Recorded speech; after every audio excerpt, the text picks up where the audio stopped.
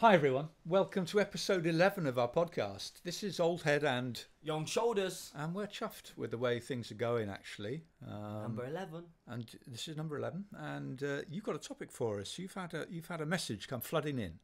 Resilience. Not just one message, many different messages.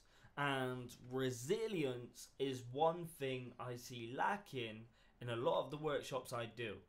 And I think it touches the basis of resilience, but also the kind of taking responsibility, the blame game. And when anything ever really becomes hard, I point the finger at everybody else and I just make excuses.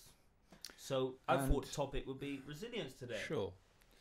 And young people get a lot of grief about this. They're labelled the snowflake generation. I think it's really unfair. I see young people doing great stuff out there, but there is this perception that young people these days are glued to their phones and they give up too easily.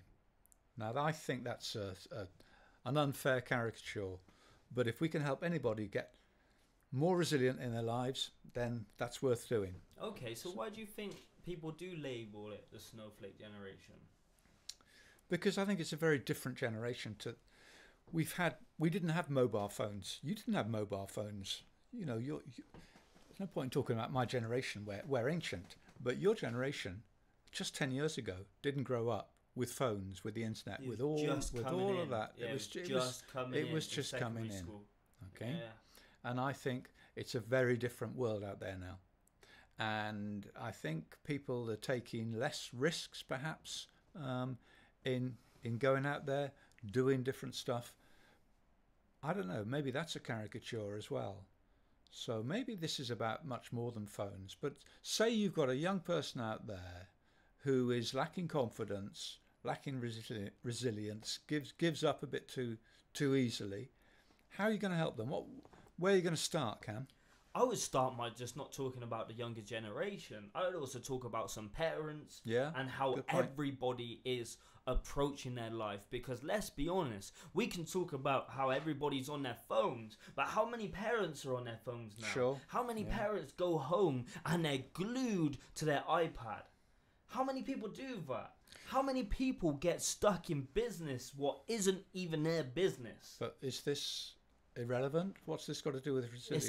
It's got everything, because the reason why is everybody is trying to find some type of escapism within their life, and when you do that, you had somewhat developed resilience watching somebody else, seeing them become resilient, but you don't actually live it yourself, because we're so behind screens all the time and we're so used to living many times in a comfortable life that we are designed to sometimes take the easy route. And when you take the easy route, then you're not working on yourself, you're not developing your character, and you simply cannot grow by taking the easy route.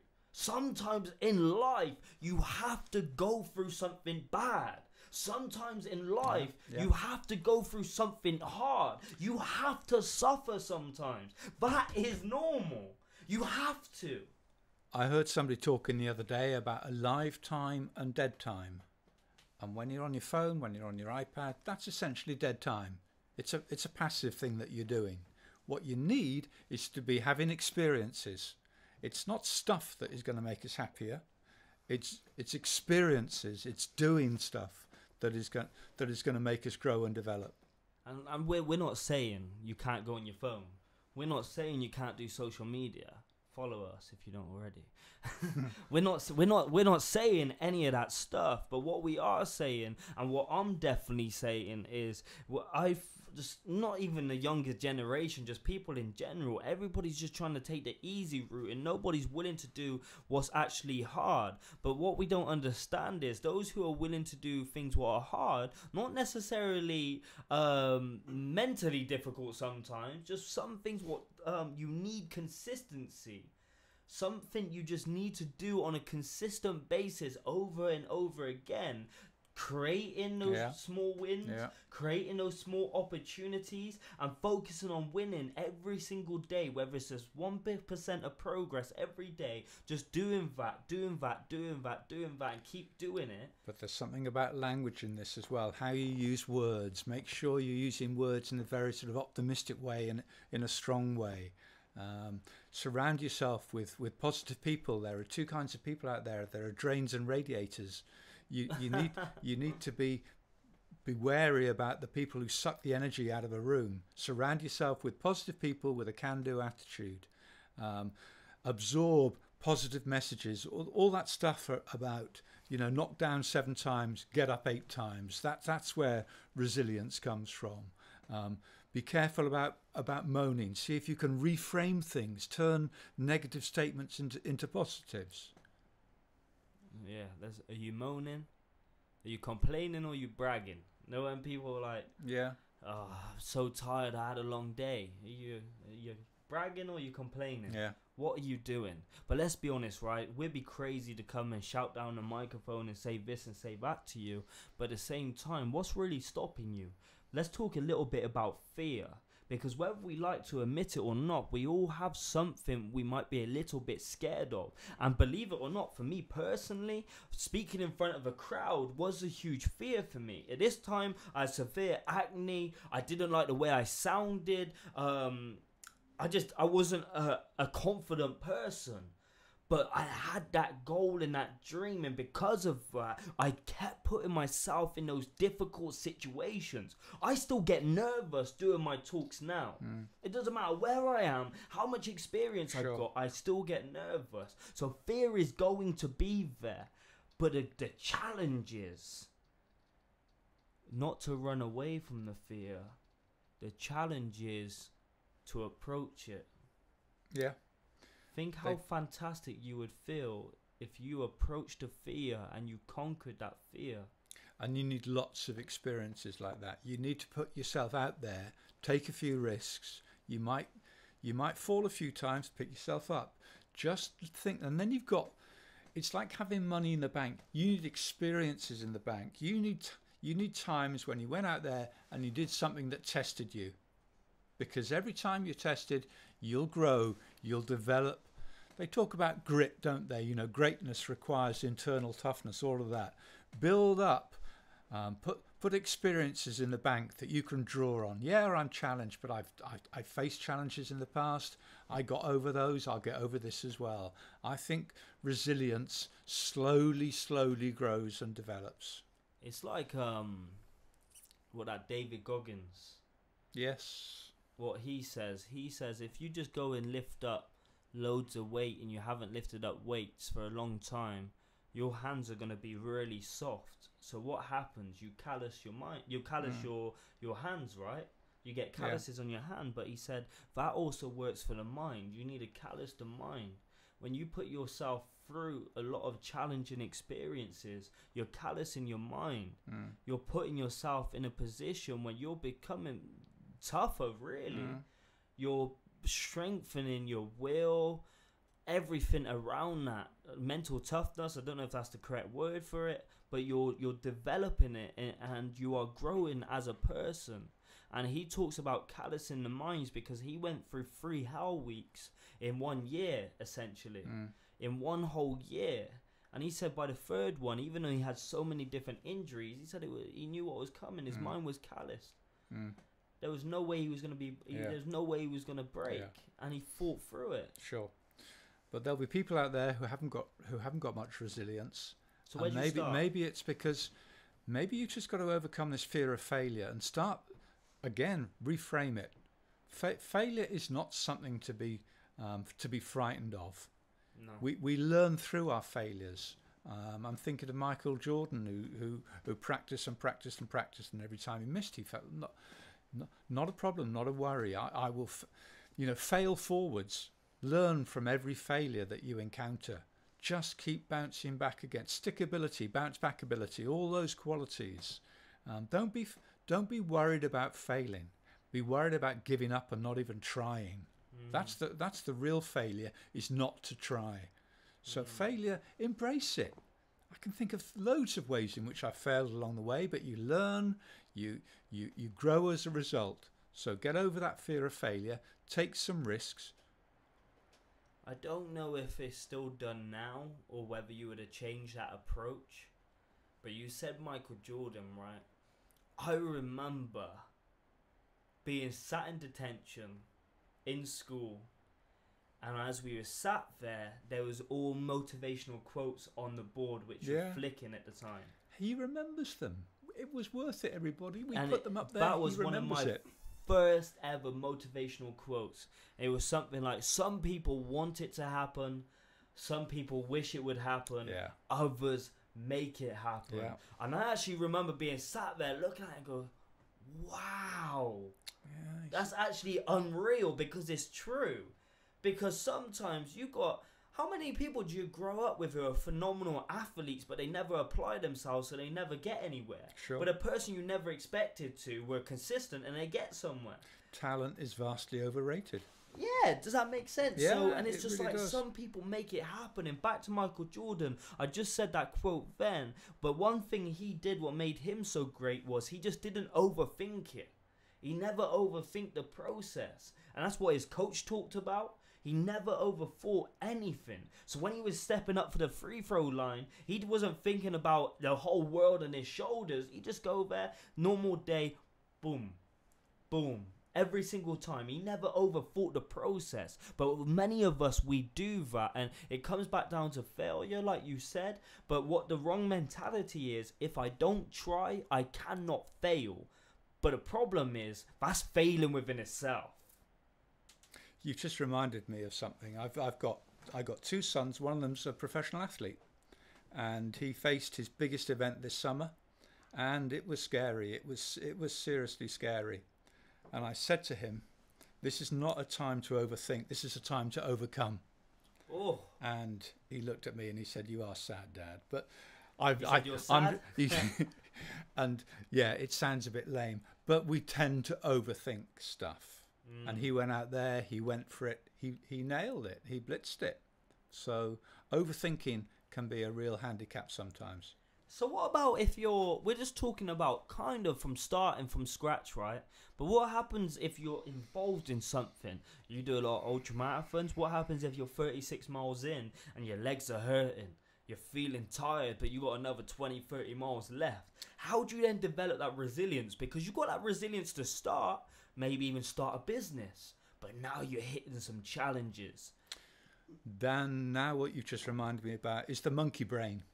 We've all of us got a monkey brain. And when we get tired, when we start getting doubtful, the monkey in our head starts chattering at us. And you've got to quieten your monkey mind. How'd you quieten it? You tell it to shut up. I put those thoughts, I put those thoughts in a box. I can remember a Welsh rugby player who used to mentally put his negative thoughts into a black box, close the box, and then perform to the highest standard. So when you're in an ultra marathon or whatever, and those voices start, quieten the monkey mind. Wrap yourself in a cocoon of calm and just stay focused, and just focus on the next step and the next step and the next step. Because if you do that for half an hour, you'll be amazed at how much further along the road you are. So quieten the monkey mind. That book about the chimp paradox, awesome. So there's a lot of people out there who self-sabotage. He's got another one as well, I think. Has he? I'm not sure. Yeah. Got it over and there, David Aldred is another great coach. Yeah. But beware of self-sabotage. Beware of listening to that inner voice that tells you you can't, and tell it to shut up, and crowd it out with more positive thoughts. Reframe things. Well, you actually say, "Shut up." Yeah, I'll mentally tell myself to shut up. In my head, I'll say, "Shut up." Shut up. No, not having it. Be quiet. Calm. That's hard, though, isn't it? If your legs are pounding. The more you do it, the better you get at it. Okay. Yeah. And wow. Because you've got your experiences in the bank. I've experienced this before. I've done this before. I know I can do this. The more good stuff you've got in the bank, the richer you're going to be. in terms of experience and wisdom. So as we are in the new year now, what could be one of the first things, because we're around the New Year's resolution times, and it might be around the time it's getting a little bit more tricky, developing and keeping that willpower as far as creating the habits and stuff like that. What can people take away, really? What do they need to do as far as resilience? Because do you think a lot of people realise that they're not resilient? Because it's not really a thing you walk around, oh, I'm resilient. Do you think people actually understand what they can go through? How about this for an idea that I've nicked from Tim Ferriss? So check out Tim. Ferriss. I love Tim Ferriss. Tim Ferriss talks about putting a bracelet on your wrist. Mm-hmm. He talks about the no complaints bracelet. You put it on your wrist, and the challenge is to keep it there for 30 days. Every time you moan or you complain, you've got to take it off that wrist. You've got to put it on the other wrist, and you're back to zero again. I reckon you can adapt that to resilience. Yeah, I think you can. Every time that you think, I'm going to give up or I can't do it, sorry, take it off your wrist, put it on the other one, start again. You've got to catch yourself at those times when you're tempted to give up, and you've got to stop yourself, and you overcome that. Keep it on your wrist. You can do this. One step at a time. You'd all have different goals out there. You'll chunk them down into a series of steps, and every time you feel like giving up or you self-sabotage and you tell yourself you can't do it, remember what you've got on your wrist. You can do it. You're not going to give up. It's just I think it's just a fact of catching yourself doing it, isn't it? What are the triggers? So it's about when does it happen? It's about self-awareness. It's about self-knowledge. It's about knowing yourself, what your weaknesses are, what your strengths are, and making sure you tap into your strengths. Don't focus on what's wrong. Focus on what's strong. You know, you know. He's got these lines. He's got these lines. But it's a good way. We beat ourselves up about all our weaknesses and all our negatives. Learn to live with them. Don't beat yourself up. Be kind to yourself. Be compassionate to yourself. What are you good at? Do more of it. Don't focus on what's wrong. Focus on what's strong. Because people out there who lack resilience aren't worthless. There are wonderful people out there who lack resilience. Don't beat yourself up. You'll get there. You will, if you focus on what you're good at. And with a few little tweaks, with a bit of self-discipline, and that comes from within as well, then you can get there. And I like that Tim Ferriss thing about winning the morning. If you can have a good first hour of the day, the rest of the day is bound to go well as well. Yeah. So nail the first hour of your day, get some good routines, some good habits going, and you'll feel like giving up. Keep going, just keep going. That's how you will grow resilience. I think resilience, think of it as a little plant. You're going to nurture it, you're going to water it, you're going to feed it, you're going to feed it experiences, and that resilience plant is going to grow, and you're going to have some awesome resilience in the future. Callus to mind. Yeah. So I hope that you've got plans for 2019. Yeah. And you will show how resilient you are, and you'll overcome setbacks, Cam. I'm actually looking to get into the ultra marathon game this year. Well, this is my second book that I've got in the pipeline. The connection between an athlete's mindset and success generally. The link is crystal clear. Yeah. So that's where I'm going to have to display a huge amount of resilience and willpower, especially if I want to run and do what I want to do and achieve what I want to do this year as far as my fitness goals. And as far as the business wise, when things get tough, just got to keep moving forward. Absolutely. And I truly believe, and I've said it many times with Dave and stuff before from Gadget Line, trust the process. Trust the process, because if you believe what you are doing is the right thing, sometimes majority of what I do, I 100% believe this is going to help the end goal, the podcast and stuff. Let's be honest, we don't get no money from the podcast. We do it because we love it for one, sure, but also it serves our bigger purpose and it fulfills us in what we do. So then I know if we can do this and continue doing it and doing it and doing it, it's going to ultimately support our bigger dream. And when we get to, say, the 20th or 30th episode, it's then when we're going to have to start becoming more resilient, because it's going to get harder. The topics we're going to talk about, you know, we might be feeling tired under the light, all of these different things. And that's when we really have to learn to dig deep. But as long as you trust the process and you're consistent, I 100% believe you'll win every single time. But you have to be willing to put yourself out there and hit that brick wall from time to time. So, folks, I hope that's been helpful to you. I hope if you're out there facing your challenges, that something we've said today has touched you, and that you're better equipped now to deal with those setbacks, because the setbacks are all part of the journey. 100%. Let's wrap it up. Let's wrap it up. So thanks, folks, for listening. This is Old Head, Young Shoulders, and we've got 2 simple messages, which is, as you go out there, work hard and be nice. Thanks, everyone. Peace.